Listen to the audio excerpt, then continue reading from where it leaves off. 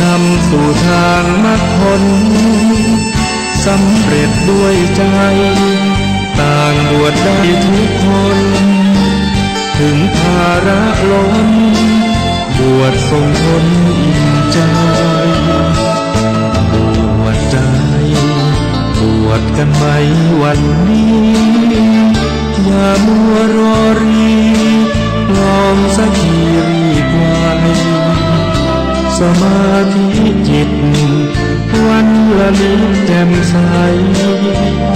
ทุกเพศทุกวัยเชิญบวชใจสร้างบุญ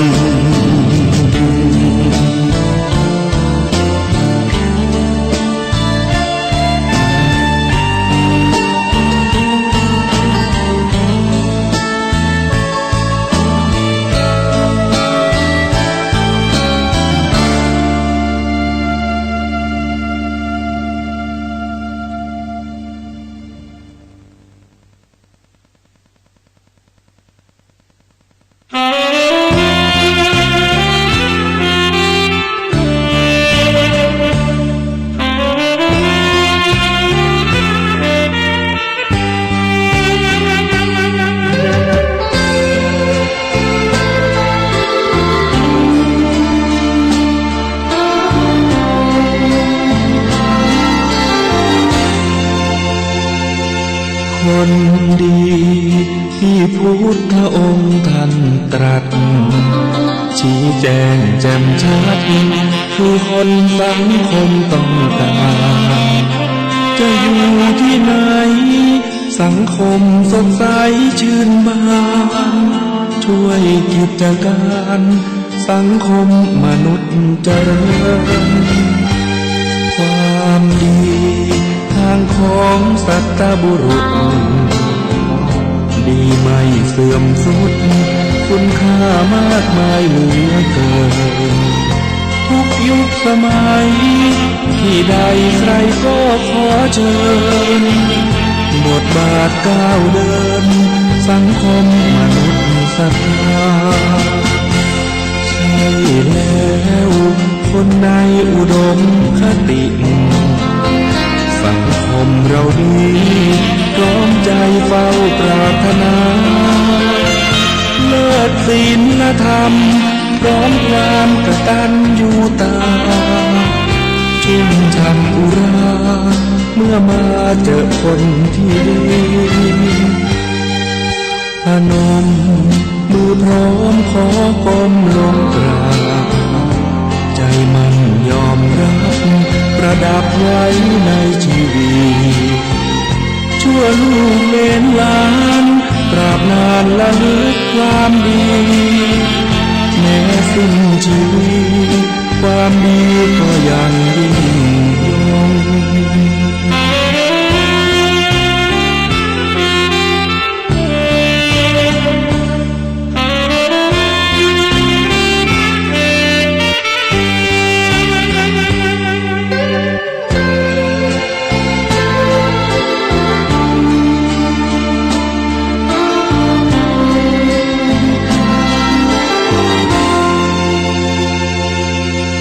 พนมมือพร้อมขอก้มลงกราบใจมันยอมรับประดับไว้ในชีวิตชั่วลูกเล่นหลานตราบนานละลึกความดีแม้สิ้นชีวิตความดีก็ยังยิ่งยง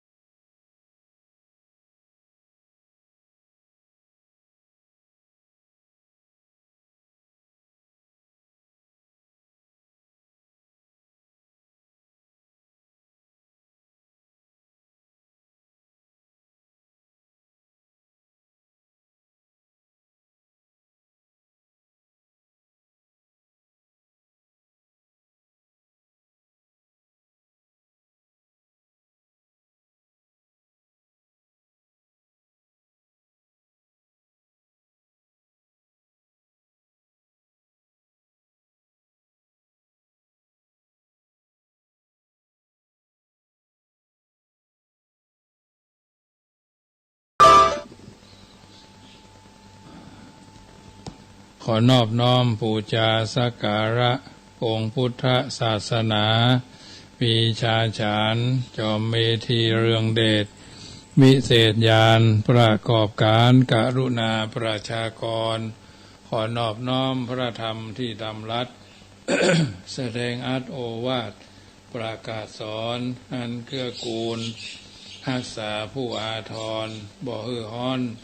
อารนจิตวิสิทธิคุณขอนอบน้อมพระสงฆ์ทรงสิกขาจริยาล้ำเลิศประเสริฐศูนย์รักษาศาสตร์พุทธาเป็นนาบุญช่วยคำจุนนำพาประชาชนด้วยเดชานุภาพพระไตรรัตน์เป็นดุจชัดศาสนาสถาผลขอจุงละความชั่วทั่วทุกคนประกอบตนเสริมสร้างแต่ทางดีขอจงมีใจสงบประสบสุขนิราชทุกปรีเปรมเกษมศรีขอจงเกิดความฮักสามัคคีฉันน้องพี่ตัวกันนิรันดร์เทิน10 นิ้วกราบแนบไตรไหว้สาบารมีธรรมในครูบาอาจารย์พระมหาเถรานุเถระท่านเจ้าคณะพระสังฆาธิการทุกรูปทุกตนขอความสุขความสวัสดีจงมีแก่บรรดาสาธุชนท่านผู้ฟังทุกท่านที่ได้มีโอกาสเปิดวิทยุรับฟังรายการเสียงธรรมก่อนรับตาทางสถานีวิทยุเพื่อการศึกษาพระพุทธศาสนาและจริยธรรมหรือวัฒนธรรม FM ความถี่104.50 เมกะเฮิรตซ์วัดฝ่ายหินตำบลสุเต็ปอำเภอเมืองจังหวัดเชียงใหม่วิทยุเพื่อการศึกษาพระพุทธศาสนาและวัฒนธรรมวัดฝ่ายหินตำบลสุเทพอำเภอเมืองจังหวัดเชียงใหม่แห่งนี้อันหมายมีท่านพระครูสมุวิสุวัตรวรกิจโจท่านเจ้าอาวาสท่านผู้อำนวยการสถานีวิทยุแห่งนี้ถวายเวลาอัตมาภาพพระมหาประสิทธมาภินันโทน้อมนำเอารายการนี้มาอุเอิญเจริญพรมาเป็นปฏิพรกับบรรดาญาติโยมได้ยินได้ฟังเป็นประจำน้ำธรรมคำสอนจากรายการนี้คือเป็นปฏิพรกับทุกท่านที่ฟังแล้วนำไปเป็นข้อพินิจพิจารณาปรับใจในการดำเนินชีวิตประกันเมื่อค่ำยามคืนหรือเมื่อค่ำยามแรงของวันนี้ก็เป็นเมื่อค่ำยามแรงของวันจันทร์ที่6เนาะเดือนมิถุนายนเดือน9เหนือออกหรือขึ้น7ค่ำเนาะพวกนี้ก็ออกหรือขึ้น8ค่ำเป็นวันศีลเอาท่านทั้งหลายทุกคนก็คงจะไปวัดไปวาไปทำบุญสุนทรทานอย่างวันพวกนี้ก็มีงานบุญที่วัดสะปูน้อย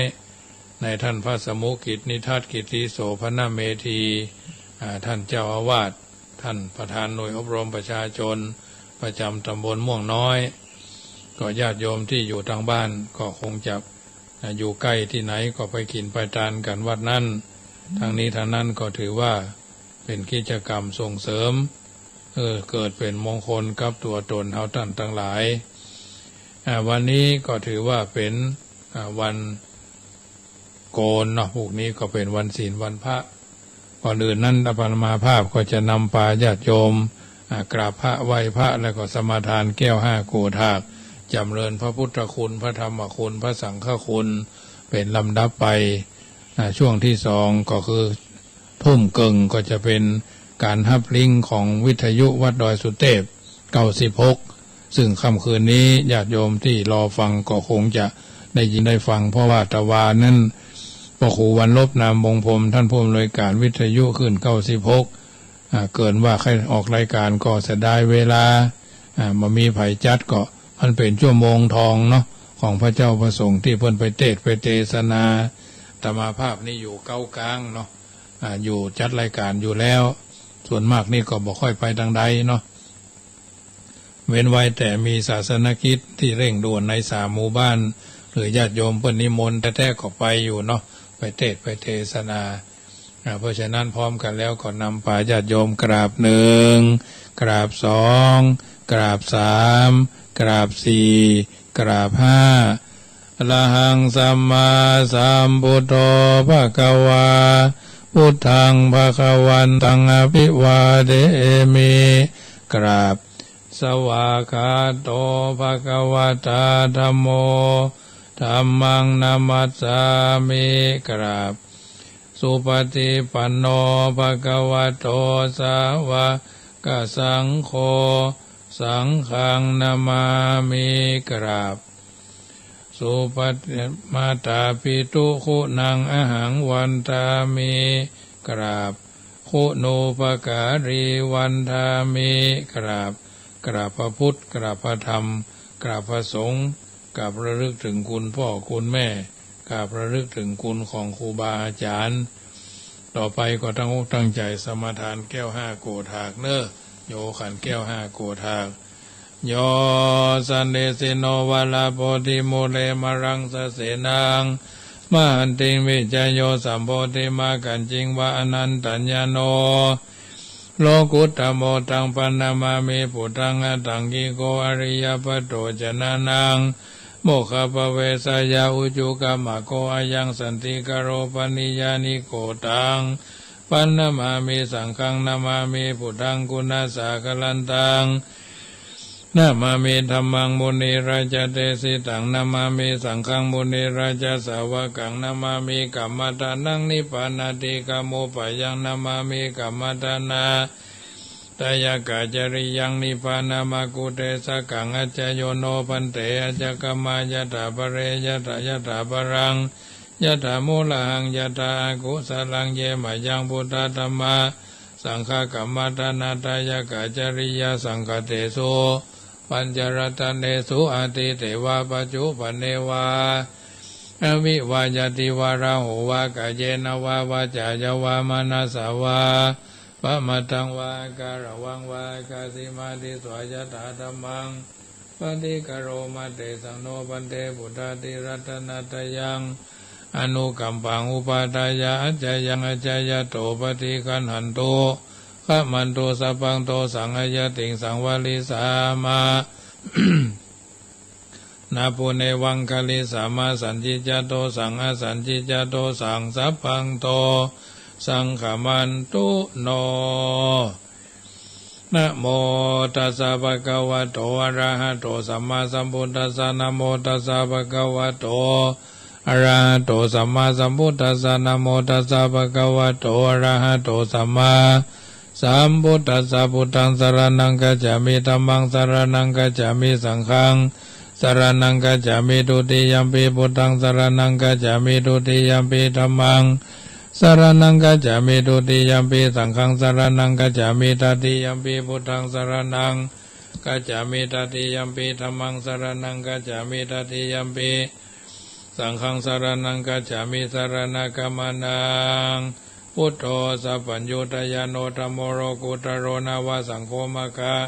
ปะระโตจะอิเจตังรัตนัตยังยังเอเตสังอนุภาเวนะ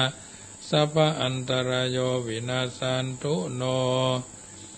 ติปิโสภะคะวะอะระหังสัมมาสัมพุทโธวิชาจารณะสัมปันโนสุขโตโลกวิทูอนุตตโลปุริสธรรมสารติสัทธาเทวมนุสสนังพุทโธภะคะวะติสวะคะโตภะคะวะตาธัมโมสันติติโก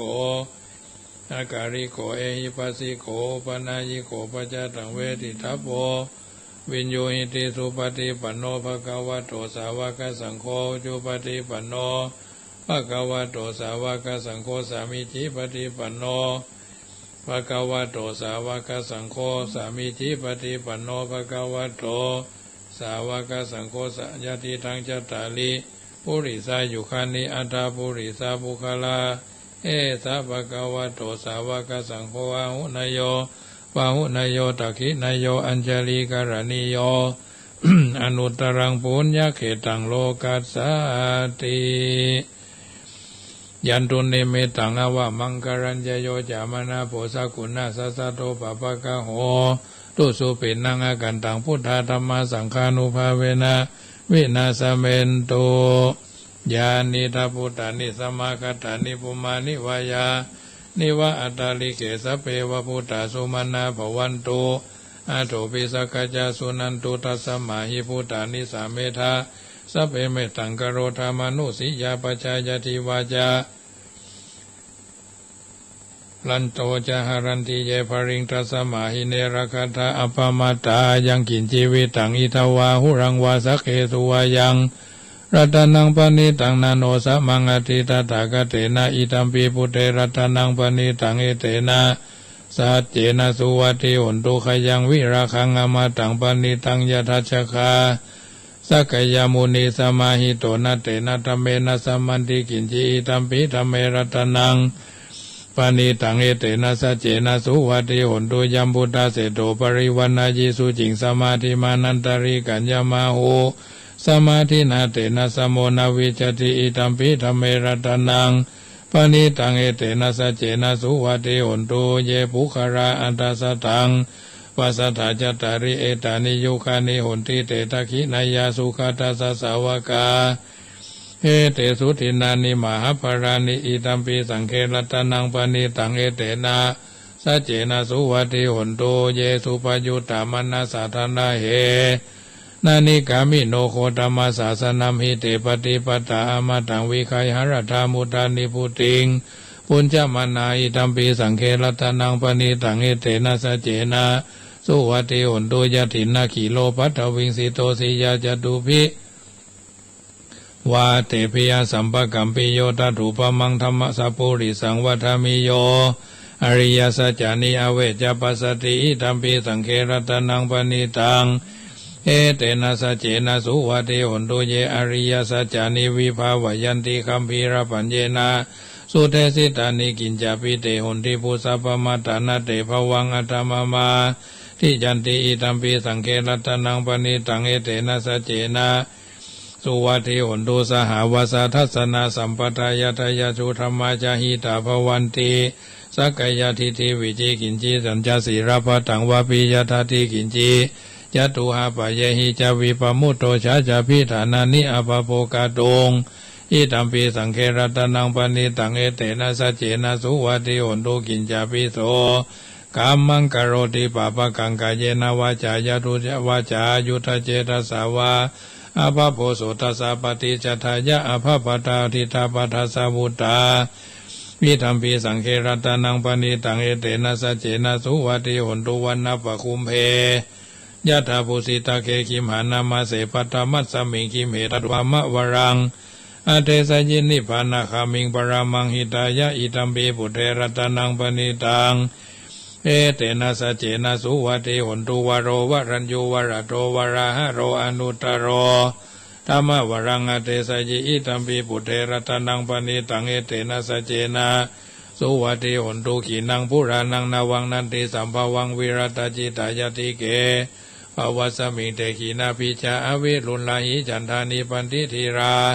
ยะถายัมปติโปหิตัมปีสังเครัตนังปณิตังเอเตนะสัจเจนะสุวัติหุนตุยานิตาปุตตานิสมาคตานิปุมานิวายานิวะอัตตาริเกตถาคตังเทวมนุสสะปุจิตังพุทธังนามาสามาสุวัติหุนตุยานิทัพพุตตานิสมาคตานิปุมานิวายานิวะอัตตาริเกตถาคตังเทวมนุสสะปุจิตังธรรมังนามาสามาสุวัติหุนตุยานิทัพพุตตานิสมาคตานิปุมานิวายานิวะอัตตาริเกตถาคตังเทวมนุสสะปุจิตังสังฆนามาสามาสุวัติหุนตุรัตนสุตัง สวาธุสวาธุสวาธุพระปัญญาปารมี30ทัสสวาธุพระปัญญาปารมีวัดแวดล้อมวิริยะปารมีอ้อมระวังดีศีลปารมีบังหอกบังดาบเมตตาปารมีป่าแพ้ทางปืนท่านหน้าปารมีคือเป็นพื้นดังต่ออุเบกขาปารมีคือก่อเป็นเวียงสัจจะปารมีแวดระวังดีเป็นไม้ไทยคันธีปารมีกายเป็นหอกพังเป็นดาบบังนาไมและปืนไฟอธิฐานาปารมีพันดาบไปทุกแห่งแข็งแข็งแห้งแห้งป่าฝูงหมู่มารปีสร้างภัยเพศทุกทวีปภพ ที่ฟังไปนี้นั่งทรณีอัศจรรย์โสสะเหมือนฟันอยู่ข้างๆน้ำนาตีนองกวางต่อกวางแตกตีฟองระนองระนอกกลายเป็นข้าวตอกดอกไม้ถวายปู่เจ้าพระแก้วแก่นไทยสตันพระผู้ทางเอ่ยจงมาภายโปรดอนุญาตโทษโปรดผู้คาแต่ดีลีแม่ธรณีออกมาหีดมวยผมอยู่ที่ท่าจ้างหายคายขาจังงาสับดิน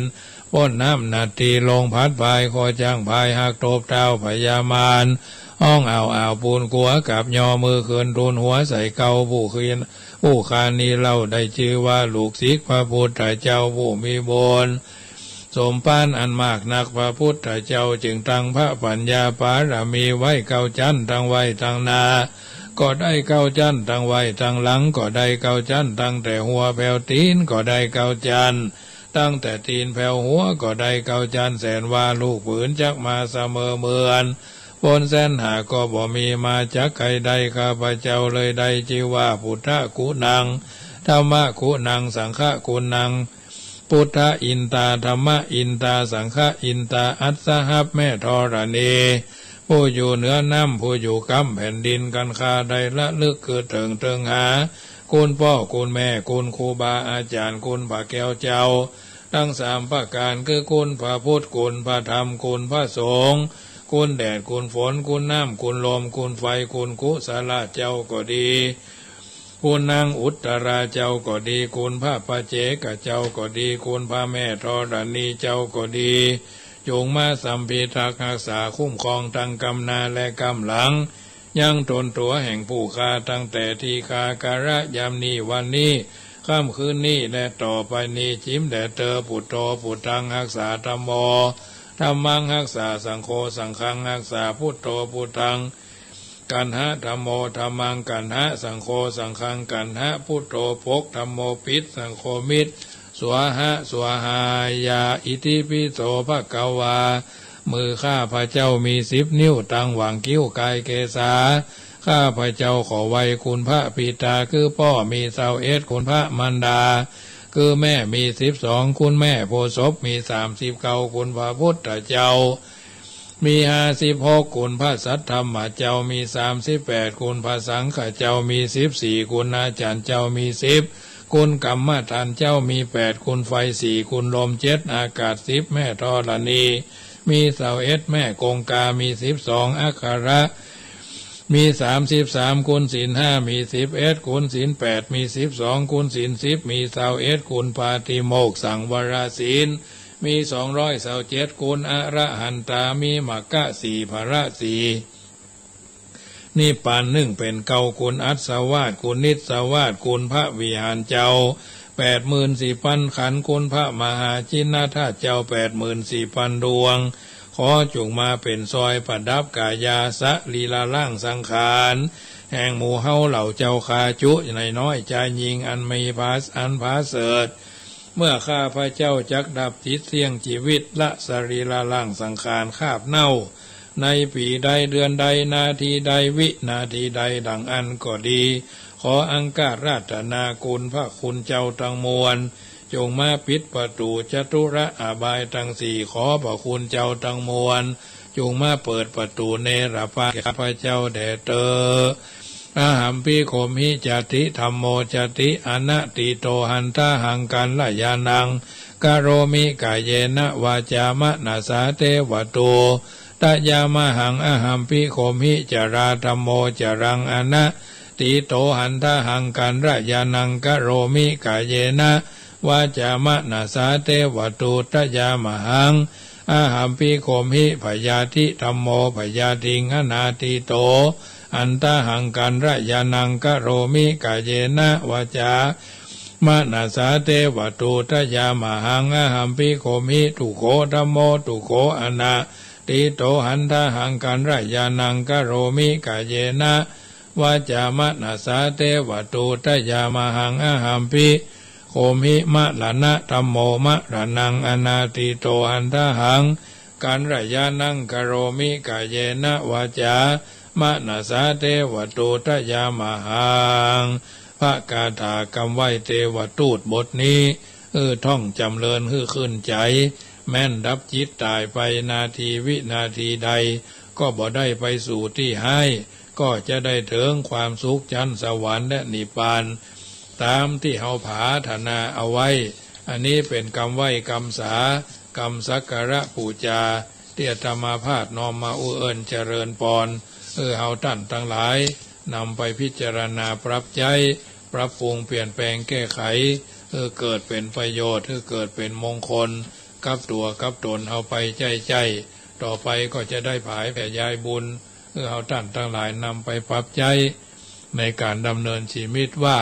อิมายะธรรมานุธรรมปฏิปฏิยาพุทธังปูเชมะอิมายะธรรมานุธรรมปฏิปฏิยาธัมมังปูเชมะอิมายะธรรมานุธรรมปฏิปฏิยาสังฆังปูเชมะข้าพเจ้าขอให้ข้าพเจ้ามีความสุขปราศจากความทุกข์บ่มีเวรบ่มีภัยบ่มีความเบียดเบียนซึ่งกันและกันบ่มีความลำบากกายบ่มีความเดือดเนื้อห้อนใจขอให้มีความสุขรักษาตนอยู่เตอะขอให้สัตว์ทั้งหลายทั้งปวงจงมีความสุขปราศจากความทุกข์บ่มีเวรบ่มีภัยบ่มีความเบียดเบียนซึ่งกันและกันและบ่มีความลำบากกายวาจาใจบ่มีความเดือดร้อนเนื้อตัวจิตใจขอให้มีความสุขรักษาตนอยู่เตอะข้าพเจ้าขออุทิศส่วนบุญกุศลนี้ที่ได้สังวาสสวดที่ยายพุทธคุณธรรมคุณสังฆคุณคือพ่อคือแม่ครูบาอาจารย์อุปชายะจะอุปชายาจารย์กัมมวาจาจารย์อนุสาวนาจารย์ญาติมิตรผู้มีพระคุณทุกรูปทุกนามทุกคนทุกท่านถวายเป็นพระราชกุศลในพระบาทสมเด็จพระวชิรเกล้าเจ้าอยู่หัวและพระบรมวงศานุวงศ์ทุกพระองค์และ ผู้บริหารประเทศเขตแดนโดยเฉพาะจังหวัดเชียงใหม่ลำพูนแม่ฮ่องสอนเชียงรายเป็นต้นขอให้ท่านได้รับและเสวยผลอย่าได้มีเวรอย่าได้มีภัยอย่าได้มีความอุปัฏฐวะทุกข์ตกระกรรมลำบากก็ออกจากที่ภาคเสียจากที่ผานเพื่อสู่ที่สุขสำราญมีความสุขยิ่งขึ้นไปขอกุศลส่วนนี้จงเป็นอุปนิสัยเป็นปัจจัยนำส่งให้ข้าพเจ้าทั้งหลายผู้ฟังรายการเสียงธรรมก่อนรับตาตั้งขึ้นวิทยุ 104.50 วัดฝ่ายหินวิทยุท้องถิ่นขึ้น96วัดพระบรมธาตุเจ้าดอยสุเทพพร้อมกัน2ขึ้นวัดพระบรมธาตุเจ้าดอยสุเทพนั้นถ่ายทอดทุ่มเกิงถึง2 ทุ่มโดยประมาณแตนเกาลานกับนานหลวงพี่น้องที่ได้ยินได้ฟังจำไว้เลยว่าจะได้นำปาญาติโยมสวดมนต์ช่วงแรกเนาะต้นม้วนเนาะต้นเรื่องก็สวดมนต์กันไปตึกไหนก็ว่ากันไปบ่มันเวลามันผ่านไปบ่ได้เวลาและวารีมิรอรีจะครอยใครเรือเมและรถไปก็ต้องไปตามเวลาอันนี้ท่านว่าแบบนี้ก็ก้อนไกลเอามาสาธกยกคือบรรดาญาติโยมได้ฟังเป็นอาหารใจกับทุกท่านเนอะฟังกันไปเป็นนิทัศนะอุทาหรณ์วันนี้จะได้น้อมนำเอารายการธรรมะอันเป็นประทีปธรรมมาเป็นข้อเตือนจิตสกิดใจคือเอาท่านทั้งหลายดำเนินชีวิตอย่างถูกต้องท่องแท้บ่ได้ผิดบ่ได้เพี้ยนบ่ได้ผิดพลาดคลาดเคลื่อนจากการดำเนินชีวิตอยู่ในสังคมแห่งการอยู่ร่วมพออยู่กันอย่างพี่ดีกันอย่างน้องปรองดองกันเหมือนญาติชาติประเทศเฮาก็จะเจริญพระพุทธศาสนาเฮาก็จะได้รุ่งเรืองไปตามนั้นถ้าเอาอยู่แล้วเดือดร้อนห้อนใจก็เป็นเรื่องที่จะทำให้เฮาวุ่นวายเพิ่นบอกว่าแม้ว่าโลกใบนี้จักมีสันฐานกลมเหมือนลูกส้มเขียวหวานแต่ในความกลมนั้นกลับมีเหลี่ยมมีมุมที่สลับซับซ้อนยากที่จะนับคือครบได้ยิ่งการใจเพียงแค่สายตาพออย่างผิวเผินใจวิจารณญาณที่ดีก็ต้องพบกับมุมอับไปเสียทุกรายแม้แต่มุมที่เคยหันทุกวี่ทุกวันก็ยังบ่สามารถพอหันเข้าใจอย่างลึกซึ้งได้ครบถ้วนและถูกความเอาลองมาพอ ตามมุมปริศนาที่โบราณบัณฑิตท่านริคิดไว้เอาไว้ให้คนรุ่นหลังอย่างเฮาตั้นทั้งหลายนี่แหละกึดหาคุณและโทษของมันได้อย่างถูกต้องว่า10 เหลี่ยม20 เหลี่ยมบ่อเต้าเหลี่ยมใบแขม10 แหลม20 แหลมบ่อเต้าแหลมใบเข้า10 เล่า20 เล่าบ่อเต้าเล่าเดือนเกียง10 เสียง20 เสียงบ่อเต้าเสียงแมงว่าง10 จ้าง20 จ้างบ่อเต้าจ้างเอราวัณ10 วัน20 วันบ่อเต้าวันนี้คือวันจันทร์ที่6 พฤษภมิถุนายนเป็นวันโกนพรุ่งนี้เป็นวันพระ10 เหลี่ยม20 เหลี่ยมบ่อเต้าเหลี่ยมใบแขมปกติใบแขมจะเป็นใบที่คมและบางเมื่อถึงเวลาเราเดินไปสู่ป่าแขมและเดินออกมักจะยังบ่ฮู้ว่าถูกใบแขมมันบาดแต่ทราบก็ต่อเมื่อหันเลือดมันซิบเป็นเส้นตามรอยแผลหรือไม่ก็จะทราบตอนที่ล้างมือล้างเท้าล้างตีนอีนอกสุมาเถอะหรือตอนอาบน้ำก็จะหู้สึกเจ็บแสบมันนินทากาเลมันไม่เก็บแสบเหมือนเอามีดมากรีดหินนี่นะมาตันที่ตามรอยแผลที่ถูกบาดในป่าคอนกรีตหรือในบ้านเมืองยุควัตถุนิยมปัจจุบันมีเหลี่ยมของแข็งของคมอยู่มากมายอยู่รอบตัวพร้อมที่จะทิ่มแทงบาดใจของคนที่บ่มีความรอบคอบรู้เต้าบักกันรู้เต้าบักตันลูกกันบักแก้เนาะเช่นเหลี่ยมของอินเทอร์เน็ตเป็นป่าที่สมบูรณ์แบบอำนวยอวยโจกอำนวยอวยใจสะดวกนักมักง่ายสบายนักมักเกยตัวแต่ก็แฝงไปด้วยอุปสรรคนานับประการได้ว่าให้คุณอย่างอนันต์และให้โทษอย่างมหันต์เพราะผู้ใดที่หู้เต้าบ่ถึงการหรือไม่รอบคอบผ่านเข้าไปในป่าของอินเทอร์เน็ตเมื่อไรแล้วเป็นต้องโดนคมเหลี่ยมของอินเทอร์เน็ตบาดเอาไม่มากก็น้อยเหลี่ยมใบแขมบาดแค่กายเราเท่านั้นแต่เหลี่ยมของอินเทอร์เน็ตและวัตถุนิยมบาดลึกเข้าไปตรงก้นบึ้งของหัวใจเลยทีเดียวประการต่อมา10 แหลม20 แหลมบ่อเต้าแหลมใบเข้าอันใบเข้าที่แหลมคมหนานักบอกเหตุให้เจ้าให้เจ้านาหู้ว่าต้นเข้ามีความสมบูรณ์พร้อมที่จะเพิ่มรวงเข้ามีน้ำหนักมีคุณประโยชน์และราคาแต่มุมหนึ่งโบราณบัณฑิตมักจะพอเป็นปริศนาเช่นมองคนเมื่อจะกินเข้าจะลักจะแหลมเหมือนใบเข้าถ้ากินหญ้าก็จะโง่เหมือนงัวเหมือนควายพอควายเกิดปุ๊บก็ได้กินได้ประโยชน์ทันทีเช่นเอารสมาเอาหกมาต้มยำใส่พริกดำเมาะใส่ผักจีผักหอมดวนผักไฟเนาะยำหกนี่นะกินอาหารอร่อยบางท่านก็เอาไปกับแก้มนี่แน่เวลาเลี้ยงตั้งแต่น้อยจนใหญ่บ่ต้องเปลืองข้าวเปลืองอาหารบ่ต้องเปลืองก้าเสื้อผ้าก้าเทอมพอกลางคืนก็บ่ต้องวิตกกังวลว่าจะเอวไปหนีไปเอวที่หั่นที่นี่เนาะอย่างที่เฮาท่านทั้งหลายทราบกินเหล้าเข้าขับรถซิ่งยิงคนตายขายยาบ้าการขายยาม่าบ้าการพนันเนี่ยพอควายใหญ่ขึ้นมาก็ใช้งานได้ไถนาเพื่อความปลูกข้าวคือครับคนบ่เคยเอาเปรียบสังคมควายพอตายลงเขาก็ยังถือเลือดเนื้อตับไตไส้พุงแบ่งกันเพี้ยขมขอยังเอาอยู่ต่อสังคมคนทอดแต้มกำลึงคนบางคนในโลกนี้กว่าจะใหญ่หน้ากาบานเจริญเติบโตเติบใหญ่เปลืองข้าวเปลืองปลาเปลืองเสื้อเปลืองผ้าเปลืองก้าทมก้าเทิมตั้งมากมายใหญ่ย่าขึ้นมาจนหู้ภาษาคนแล้วแทนที่จะช่วยพ่อช่วยแม่ทำงานสร้างสรรค์ครอบครัวและสังคมให้ดีขึ้นกับเผาผ่านเงินพ่อเงินแม่บ่มีเสาะหาบ่มาเสาะฮือ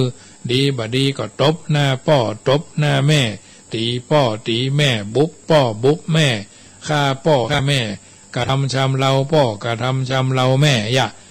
มีชีวิตอยู่กับความสนุกสนานเพลิดเพลินเตร็ดเตร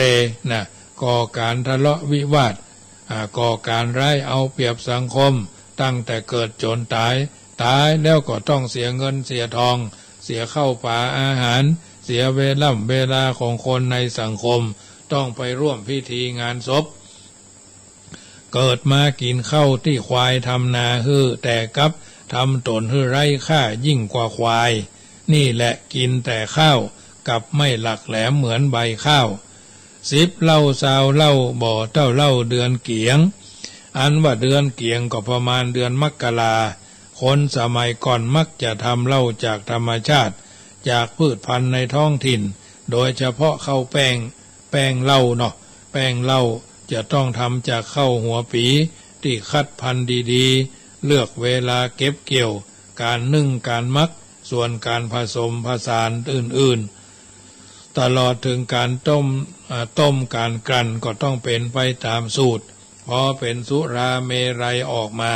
เขาบอกว่ามีรสชาติดีหอมหวานนะทั้งอร่อยเรายี่ห้ออื่นๆบอกว่าจะเป็นตราเสือตราสิงห์กระทิงแรดอย่างก็แล้วแต่เทียบชั้นกันไม่ได้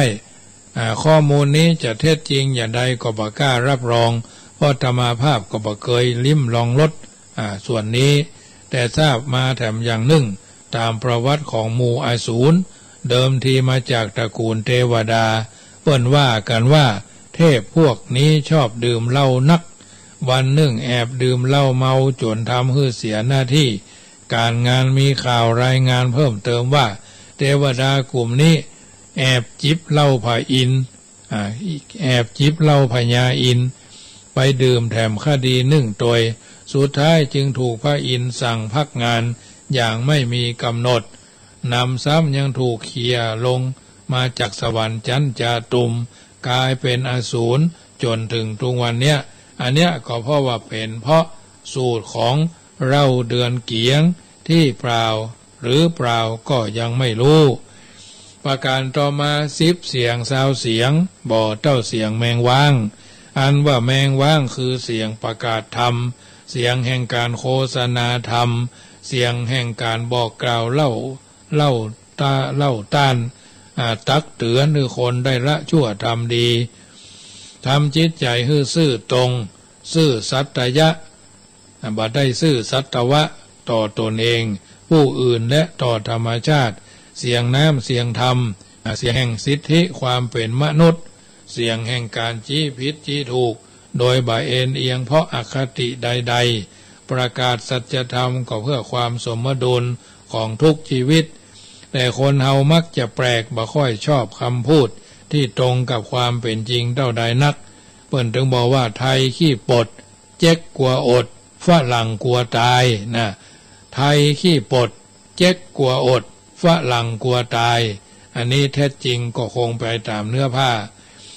มักจะชอบแต่คำสรรเสริญเยินยอฉอเลาะ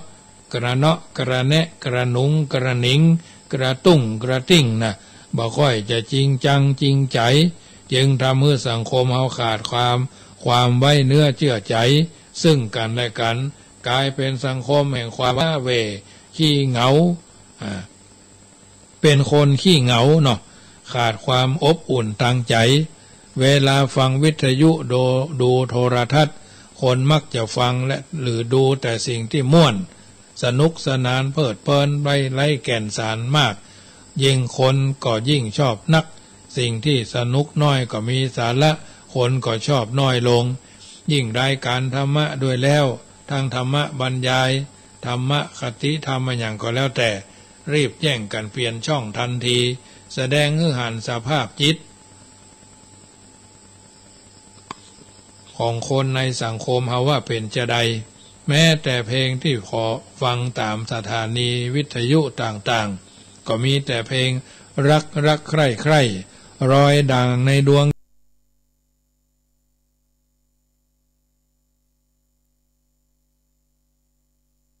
ใจว่ะฉันเป็นคนขี้เหงาว่ะคิดถึงอันนั้นอันนี้ก็ว่ากันไปนะสมหวังผิดหวังเช่นจิกโกอกหักให้ตัวโอจากคนตัวเอเนี่ยฉันรักหัวเขารอยด่างในดวงใจคนชื่อแก้วจากคนชื่อดำน่าจะมีการขอเพลงธรรมะหรือเพลงเพื่อชีวิต มีข้อคิดสะกิดใจพ่องเช่นไว้ใจได้กาเนี่ยคือคนชื่อป๊อกจากคนชื่อปันเด็กดอยใจดีคือคนชื่อแมวจากคนชื่อแมวเนี่ยหรือเกิดมาทำไมตายแล้วไปไหนถ้าบ่ฮู้จะมอบพื้ไผก็มอบพื้คนฟังพิเศษสำหรับพ่อหลวงเนออีดอกพิเศษสำหรับคนจัดด้วยเนอครับผมขอบคุณครับอีเนี่ยจะได้ฮู้จักสัจธรรมของชีวิตมากขึ้นอันเนี้ยญาติโยมแหมข้อหนึ่งเนาะ10จ้าง20จ้างบ่เท่าจ้างเอราวัณอันบ่จ้างเอราวัณนั้นเป็นเทพเนรมิตบ่ใช่จ้างแต่บ่ใช่เหมือนจ้าง3งานะปดเท่าเขาเล่ากันนะท่านมหาเฮ้ยเล่ายังจ้าง3งาเนี่ยลองแยะไปต่อลองทำไปต่อเดี๋ยวก็เล่ากันจ้าง3งาพวกนี้เขาก็มาเคยหันจ้าง3งาสักเทื่อนะอันนี้เป็นต้นจ้างเอราวัณนี่เป็นจ้างของพญาอินทร์เพราะเป็นสัตว์อยู่บนสวรรค์บ่ได้เอราวัณเป็นจ้างประทับโสของพญาอินทร์ว่ากันว่าบอกว่าจะเป็นจ้างเทพหรือจ้างมนุษย์จักมี3เสียน7เสียนจะเป็นตระกูลแมมมอธหรือตระกูลอสูรก็สู้ความใหญ่โตมโหฬารของจ้างเอราวัณบ่ได้สักตัวตามประวัติของจ้างเอราวัณนั้นมีถึง7หัวตัวหัว1มีงา7งาบนตระบองกลางหัว1มีสระน้ำอยู่7สระในสระ1มีก่อบัวถึง7ก่อในก่อบัว1มีดอกบัวถึง7ดอกในดอกบัวดอกมีนางฟ้าฟ้อนแอนเต้นรำอยู่7องค์รวมความใหญ่โตของจ้างเอราวัณนั่นน่ะมี7หัวมี49งาสระน้ำ49สระดอกบัว343ก่อมีดอกบัว2,401ดอกมีนางอภสร16,807องค์สมกับเป็นจ้างของเท้าเทวาแท้ๆนั่นเป็นจ้างของเอราวัณบนสวงสวรรค์เฮาลงกลับมาดูจ้างเอราวัณบนโลกมนุษย์เราพ้องเราสังเกตให้ดีเฮาจะหันจ้างเอราวัณมาประทับอยู่บนโลกมนุษย์หลายแห่งด้วยกันมักจะประจำอยู่ตามโลโก้ของสินค้าหรือสถานที่ต่างๆถ้าอยู่ตามบ้านพักก็จะเปลี่ยนชื่อเป็นเอราวัณรีสอร์ทอยู่กับคุณหมอก็จะชื่อว่าเอราวัณคลินิกถ้าอยู่บ้านหมอนวดก็จะเปลี่ยนชื่อเป็นเอราวัณอาบอบนวดเนี่ยอยู่กับพ่อค้าแม่ขายในร้านตลาดก็จะกลายเป็นอาหารหรือเครื่องดื่มไปทันทีเช่นเหล้าดองเอราวัณเนื้อย่างเอราวัณส้มตำเอราวัณเป็นต้นชื่อจ้างเอราวัณที่ใจกันมานั่นบ่ได้บอกฮื้อเท้าองค์อินทราบพ้องก็แล้วกันเพราะฉะนั้นเป็นลิขสิทธิ์ของเท้าท่านระวังจากละเมิดศีลทรัพย์สินทางปัญญาอันเนี้ยญาติโยมสาธุชนท่านผู้ฟังทั้งหลาย นำมาอุเอิญเจริญพรเป็นอาหารใจกับบรรดาญาติโยมที่ฟังอยู่ทางบ้านเป็นอาหารใจกับทุกคนทุกท่านฟังเป็นอาหารใจทุกวันทุ่มเกิงถึง2 ทุ่มเป็นช่วงของวิทยุขึ้นท้องถิ่นขึ้น96ทุ่ม5 นาทีถึง2 ทุ่มโดยประมาณนี้เป็นขึ้น104ของวัดฝ่ายหินอาตมาภาพได้น้อมนำเอาธรรมะสาระอัตถธรรมคำสอนมาเป็นปฏิพรณ์บรรดาญาติโยมที่ฟังอยู่ทางบ้านเป็นอาหารใจกับทุกคนนำไปเป็นเครื่องจี้คือหันในการดำเนินชีวิตบ่ได้พัดผิดเพี้ยนจากความเป็นจริงเกิดมาเป็นมนุษย์แล้วก็ถือว่ามีสิ่งที่ดีมีสิ่งที่งามมีสิ่งที่เหมาะที่สมควรที่เฮาท่านทั้งหลายจักดำเนินชีวิตถูกต้องท่องแท้สมคุณสมค่าที่ได้เกิดมาเป็นชาวพุทธมาพบพระพุทธศาสนาคิดก่อนแล้วจึงทำบางเตื้อบางครั้งบางโอกาสบางจังหวะและบางเวลาเอาอยู่ในสังคมฮักกันไว้ดีกันดีอยู่กันอย่างพี่ดีกันอย่างน้องปองดองกันเหมือนญาติเนาะมีความเป็นอยู่ร่วมด้วยช่วยกันเพิ่นบอกว่า อายุคนเฮาเหมือนตาวันจ้วยฮักสามัญดีๆฮักเหลือกว่าทรัพย์เงินคำดีหลีชีวิตอินทรีย์จักหาไหนได้มันบำรุงตัวเก่าใจก้อยโป่งวางไปอย่าละจักมีความสุขอายุวันนะ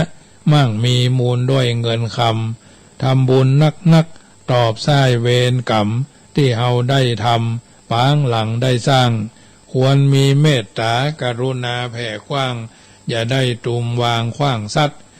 สัพเพสัตตามีความฮักสัตว์ตัวใหญ่น้อยเนินนายสัตว์ทุกชีวิตมีจิตกลัวตายจ้างม้างัวควายเหมือนกันจูผู้มันบ่จ้างมันบ่จ้างปากมันบ่จ้างจ๋ามันบ่จ้างบ่เหมือนคนเฮามนุษย์สัตว์ตัวเพิ่งนายอย่าตีอย่าตุบเข็นขาข้ามค่าราวีสัตว์ตัวใหญ่น้อยอย่าได้บุบตีควรเวระมณีจักช่วยตัวเจ้าเป็นกำแปงยายแวดล้อมกุมเท่ากึดสั่งอันใดช่วยกำและนายเหยท่านสาธุชนท่านผู้ฟังทั้งหลายได้ยินได้ฟังอรรถธรรมคำสอนก็นำไปเป็นเครื่องปรับใจในการดำเนินชีวิตของเฮาให้ถูกต้องท่องแท้ได้เกิดมาเป็นชาวพุทธมาพบพระพุทธศาสนาตั้งตัวตั้งจิตตั้งใจให้อยู่ในความดีละเว้นความชั่วทำตัวให้เป็นคุณมีก้าเอาอยู่ในสังคมบางอย่างเฮาก็ก้าวเฮาก็พยายามก้าวไปสู่จุดประสงค์และเป้าหมายสำเร็จเปิ้นบอกว่าก้าวน้อยค่อยก้าวข่าวละขั้นอาจถึงท่านเทียมเท่านกเขาเหินทีละขีดวินาทีเข็มชี้เดินประกอบเกินกว่ากับกันพุทธันดรการก่ออิฐติดแน่นแผ่นละครั้งจนเป็นวัดเป็นวังสูงใหญ่เยี่ยมเทียมสิงขอนทีละหยดวารินเสาะดินดอนเป็นสาครใหญ่กว้างเวิ้งว้างครันอันความจนความมั่งมีอยู่ที่ตัวดีและชั่วก็อาศัยในรูปประขันตั้งสติเตือนใจให้สำคัญจะพบสันติสุขทุกเมื่อสามัคคีนั้นมีก้ามหาศาลตลอดการก่อเกิดประเสริฐผลพลังงานสร้างโลกให้โสพลพลังคนช่วยเร่งรัดพัฒนา1+1+1ก็ถึงล้านสมัครสมานดวงใจไว้เถิดหนามันสมองกับ2 มือคือศรัทธาย่อมฟันฝ่าอุปสรรคถึงหลักชัยอันนี้เป็นสัจธรรมที่บัณฑิตชนคนผู้รู้ท่านก้อนไกลเอาไว้ก็มอบเป็นปฏิพรกับบรรดาญาติโยมสาธุชนที่ฟังอยู่ทางบ้านนำไปพิจารณาปรับใจในการดำเนินชีวิตของเฮาท่านทั้งหลายกึดจะได้ไข้ใจถึงแปลงใจตึงก็โทรศัพท์ทักทายกันมาได้ที่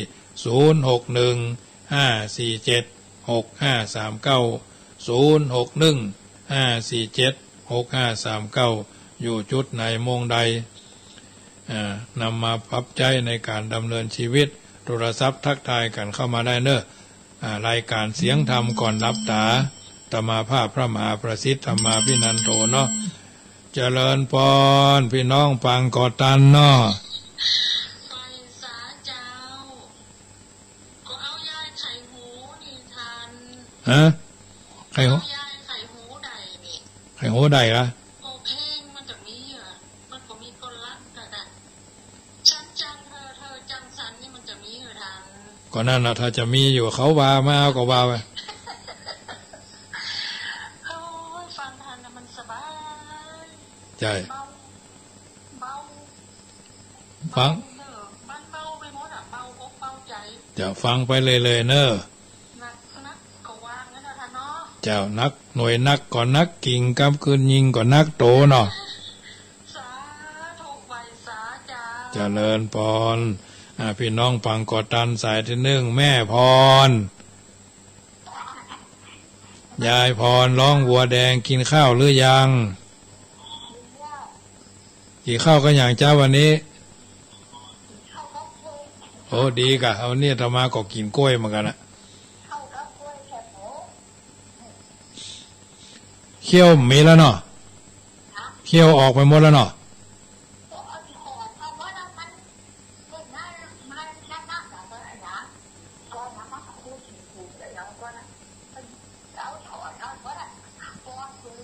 ใส่ฟักเอาเนาะ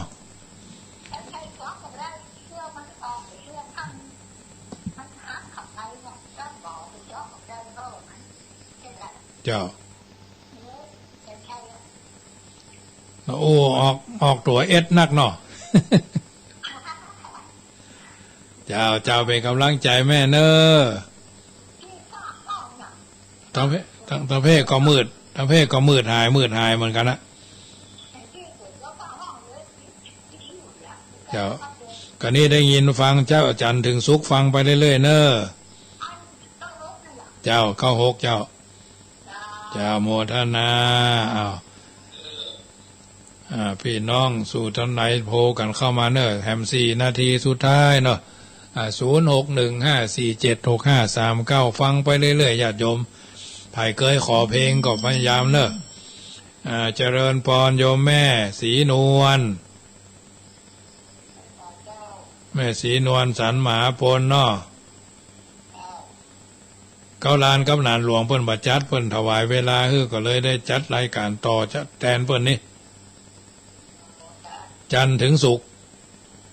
เสาร์อาทิตย์เสาร์เนี่ยกะ96เนี่ยกะแล้วเพิ่นจะจัดวันเสาร์วันที่กลางวันนี่เมื่อคืนเพิ่นบัดจัดเพิ่นถวายเวลาคืนก็เลยขอเวลาเพิ่นมาเริ่มตั้งแต่วันเนี้ยนี่เอาก่อนนะอย่ามาว่าไปเนอะเพลงเพิงอย่าว่าไว้เนาะเจ้ากโมทนาเนอ